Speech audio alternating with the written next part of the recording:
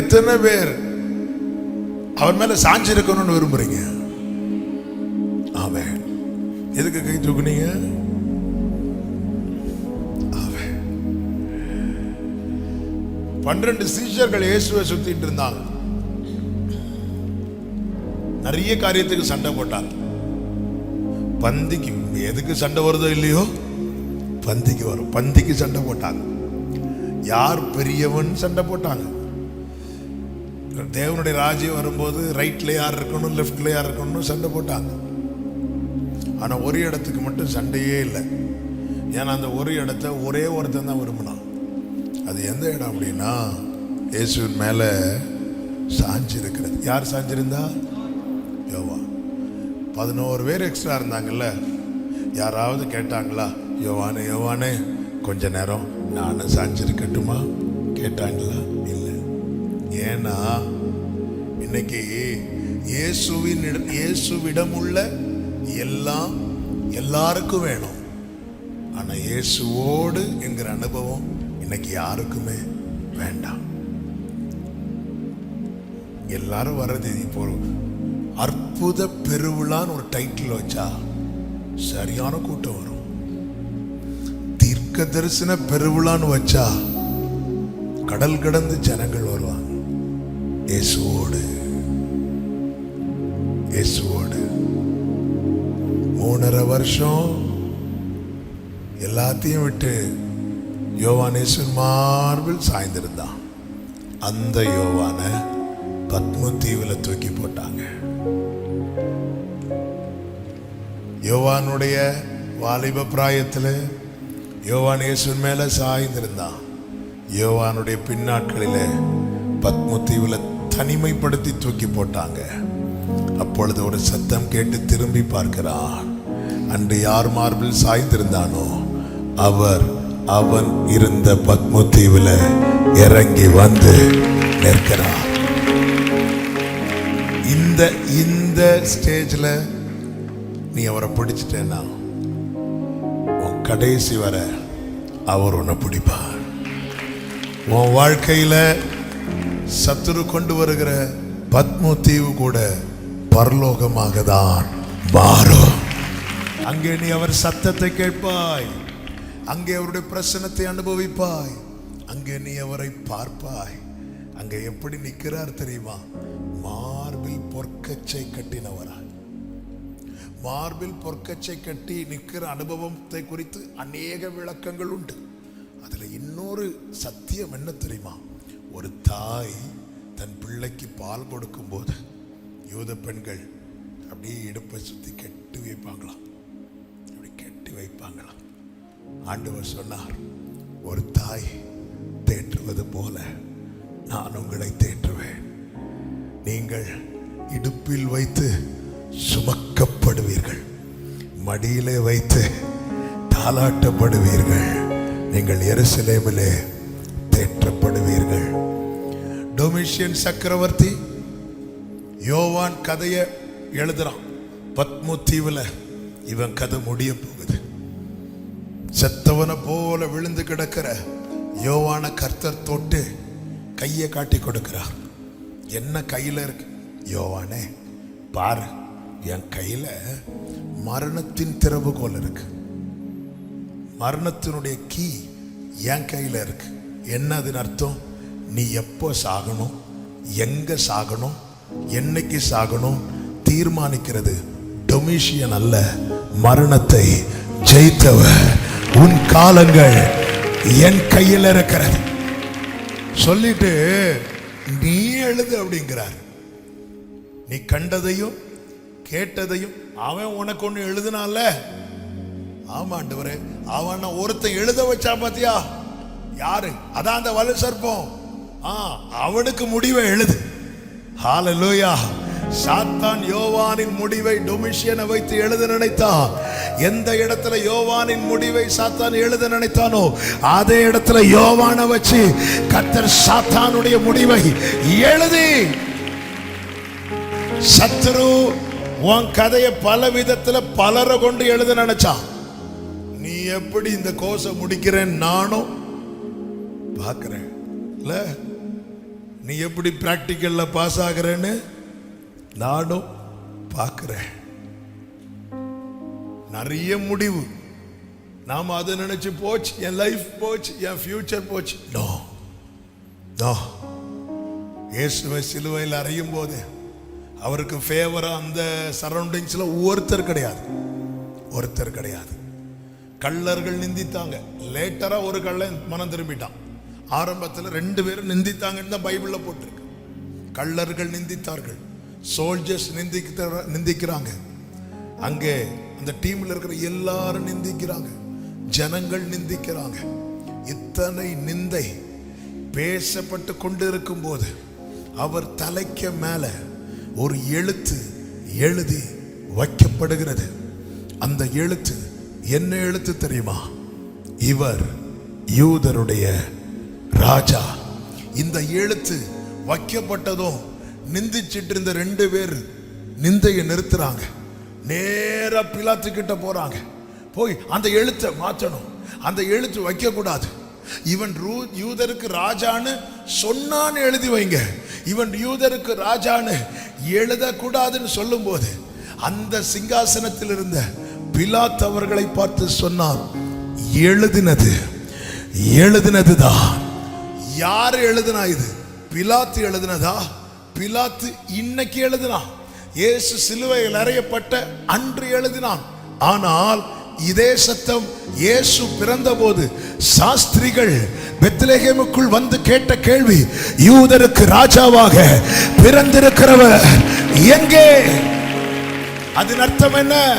உன் தலையின் மேல எழுதப்படுகிற எழுத்து இருக்கிறது அல்லவா, நீ பிறக்கும் முன்னமே எழுதப்பட்டது. உன்னை சுற்றி இருக்கிற அனைத்தும் உனக்கு எதிராக இருந்தாலும் உன்மேல் எழுதப்படுவது உன்னை நிந்திக்கிறவனுடைய எழுத்தல்ல, உன்னை உருவாக்கினவனுடைய எழுத்து.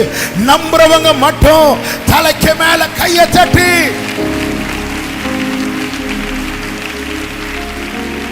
ஆமென். ஆண்டவர் என்னிடத்திலே நம்மிடத்திலே எதிர்பார்க்கிறது ஒன்றே ஒன்றுதான். ரொம்ப பிஸியான சர்ச் எபேசு சபை, ரொம்ப பிஸியான சர்ச், குவாலிட்டியான சர்ச். அதனாலதான் சர்ச்சஸ் பத்தி பேசும்போது எபேசுவை ஃபர்ஸ்ட் வச்சு பேசுறார். எபேசு சபைக்கு தம்மை அறிமுகப்படுத்துகிறதே குத்து விளக்குகளின் மத்தியில் உலாவுகிறவர். அப்போ தேவன் உலாவுவதற்கு என்னெல்லாம் சர்ச்சில் பண்ணணுமோ அது எல்லாமே செய்யற சபை. எல்லாம் ரைட்டு தான்ப்பா, எல்லாம் சூப்பர். ஆனாலும் உங்ககிட்ட எனக்கு ஒரு குறை உண்டு. என்ன ஆண்டவரே? அன்பு இல்லைன்னு சொல்லல,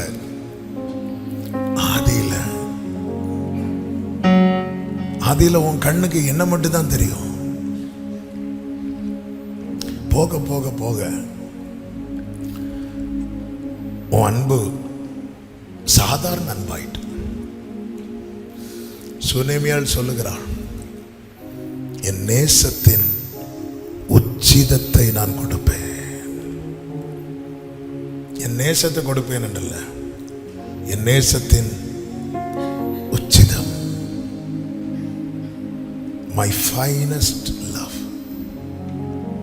the best. நேசத்தை கொடுக்கிறதுக்கும் நேசத்தின் உச்சிதத்தை கொடுக்கிறதற்கும் என்ன வித்தியாசம்?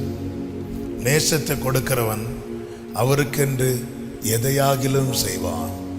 நேசத்தின் உச்சிதத்தை கொடுக்கிறவன் எது அவருக்கு பிரியமோ அதை மட்டும் செய்வான்.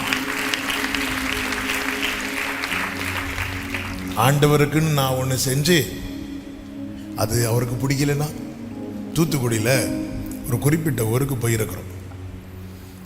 ஒரு வீட்டில் தங்க வச்சுருந்தாங்க. அந்த சகோதரருக்கு நாங்கள் தங்குனது ரொம்ப பிடிக்கும், ரொம்ப பிடிச்சிட்டு அவருக்கு சந்தோஷம் தாங்க முடியல. ஒரு அடுத்த நாள் காலையில் பார்க்குற அந்த சகோதரரை காணல. எங்கேயோ ஒரு குறிப்பிட்ட ஊருக்கு போயிருக்கிறதா சொன்னாங்க. ஏன் போனாங்கன்னெலாம் சொல்லலை. ஈவினிங் வந்தாச்சு. ஈவினிங் வந்து சர்ச்சில் மீட்டிங் முடித்து நைட் அவங்க வீட்டில் டின்னர் வந்தாச்சு. வந்து டேபிள் மேலே எல்லா ஃபுட்டும் வச்சு மூடி வச்சுருக்கிறாங்க. அப்போது 2-3 பாத்திரம் ஸ்பெஷலாக கொண்டு வந்து வைக்கிறாங்க. வச்சுட்டு நாங்கள் கை கழுவிட்டு சாப்பிட உக்காந்துருக்குறோம். அப்படி ஓப்பன் பண்ணாங்க. பாஸ்டர், உங்களுக்காக இதை இந்த ஊரில் போய் வாங்கிட்டு வந்து நாங்கள் ப்ரிப்பேர் பண்ணி வச்சிருக்கிறோம். ஆனால் என்ன ஒரு வருத்தமான காரியம்னா, அவங்க வாங்கிட்டு வந்த அந்த ஆகாரம் எனக்கு சின்ன வயசுலேருந்தே பிடிக்காது.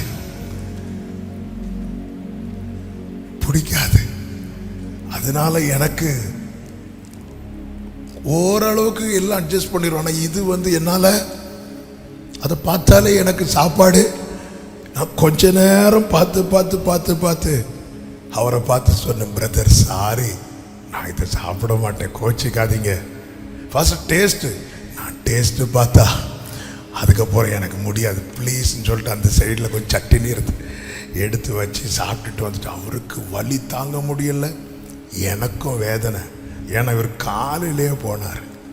ஆண்டவர் என்கிட்ட பேசினார், இப்படி நீ நிறைய செய்கிற எனக்கு, ஆனால் ஒரு வார்த்தை அவர் காலையில் போகும்போது, பாஸ்டர் இந்த சாப்பாடு நீங்கள் சாப்பிடுவீங்களா அப்படி மட்டும் கேட்டிருந்தா அந்த மேட்ரு அங்கே சால்வ் ஆகிருக்கும். நம்ம ஆண்டவருக்குன்னு நிறைய எடுத்து போட்டு செய்கிறோம், அது அவருக்கு பிடிக்குதான்னு கேட்டு செய்கிறோமா? சூனேமியால் சொல்றா, என் நேசத்தின் உச்சிதத்தை. அதனாலதான் நேசரே வாங்க தோட்டத்தில் போய் பார்ப்போம், மாதுளம் பூத்து இருக்குதா, அந்த காய் வந்திருக்குதா, வாங்க நம்ம 2 பேருமே பார்ப்போம், நீங்க பார்த்து சொல்லுங்க. எனக்கு ஒரே ஆசை நேசரே, என்ன என் நேசர் வரும்போது, என் நேசரே தோட்டத்தில் வந்து உமது அருமையான கனிகளை புசிப்பீராக. வாடையே தென்றலே வீசிடு, வாசனையா இடமெல்லாம் நிரப்பிடு. வாடையே தென்றலே வீசிடு, வாசனையா. அவர் வாரார், விரும்பி வாரார். அவர் வரும்போது கனி ரெடியா இருக்கணும். அதனாலதான் உன்னத பாட்டு, உன்னதமான பாட்டு. வாலிப பிராயத்தில் உன் சிருஷ்டிகரை நினைன்னு சொல்ல காரணம் என்ன தெரியுமா? இப்பதான் லவ் எல்லாம் முளைக்கிற டைம். நான் ஒரு பெஸ்ட் லவ்வரை இன்ட்ரோடியூஸ் பண்ண போறேன். His name is Jesus Christ.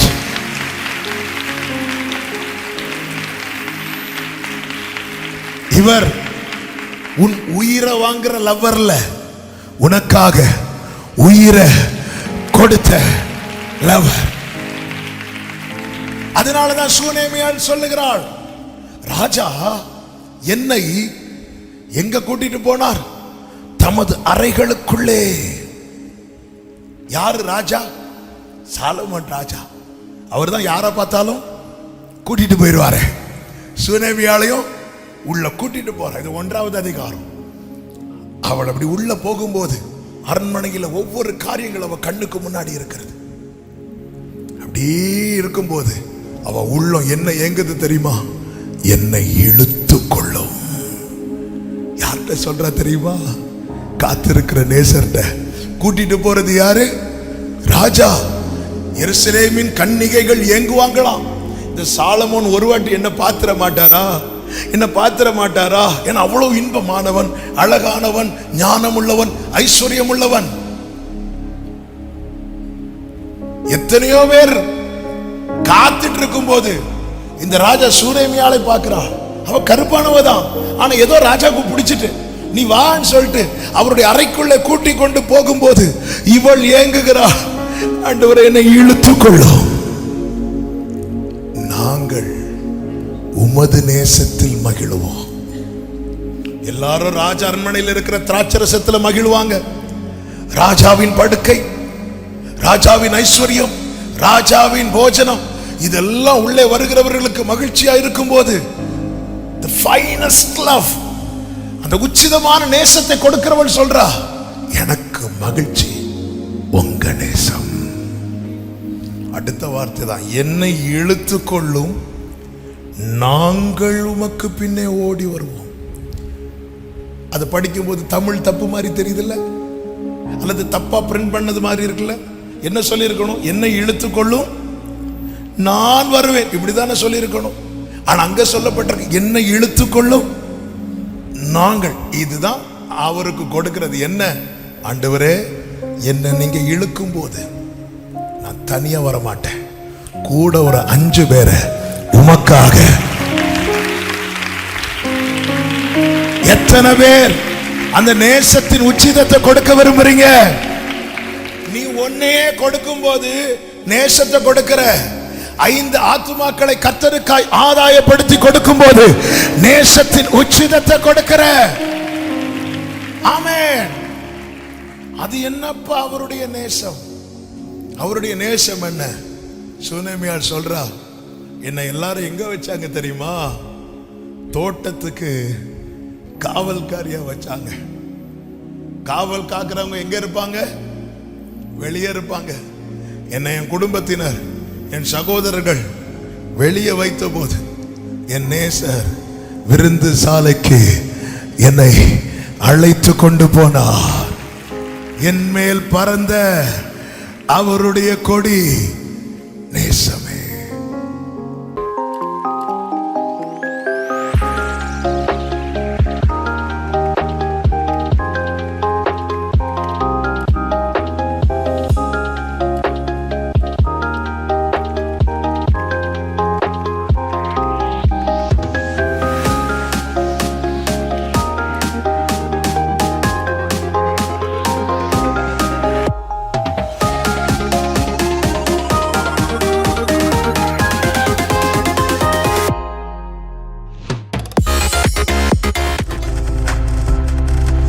நீங்கள் பார்த்து கொண்டிருப்பது உங்கள் ஜாய் டிவி. உங்கள் துக்கம் சந்தோஷமாய் மாறும்.